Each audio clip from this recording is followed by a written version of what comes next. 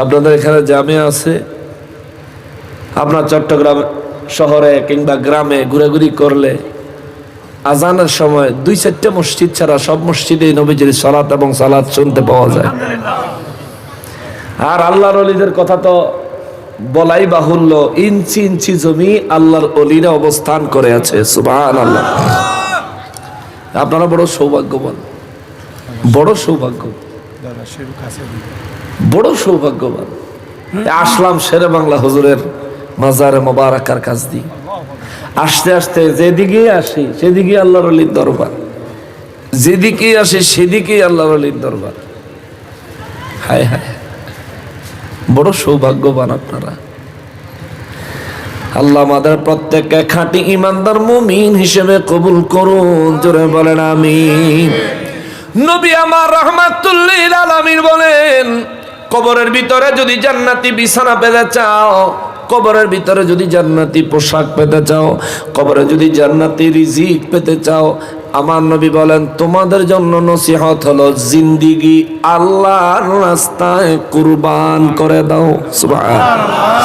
কেননা আমার আল্লাহ সূরা বাকারার 154 নম্বর আয়াতে, সূরা আলে ইমরানের 169 নম্বর আয়াতে দুই জায়গায় আমার আল্লাহ বলেন, ওয়ালা তাকুলু লিমান ইউকতালু ফি সাবিলিল্লাহি আমওয়াত। আর যারা আমি আল্লাহর পথে যাদের জীবনকে অতিবাহিত করেছে, খরচ করেছে, কুরবান করেছে, আল্লাহ বলেন ওয়ালা তাকুলু, আর খবরদার তারা মরে গেছে এই কথা তাদেরকে বলবা না। এ বেটা শোনো, মোহসেন আউলিয়া বাবায় মরে গেছে বলতে নিষেধ কার? আল্লাহ। এ বাবা শাহজালাল বাবায় মরে গেছে বলতে নিষেধ কার? মাইজ ভান্ডারের আল্লাহর ওলিরা মরে গেছে বলতে নিষেধ কার? আমানত শাহ বাবায় মরে গেছে বলতে নিষেধ কার?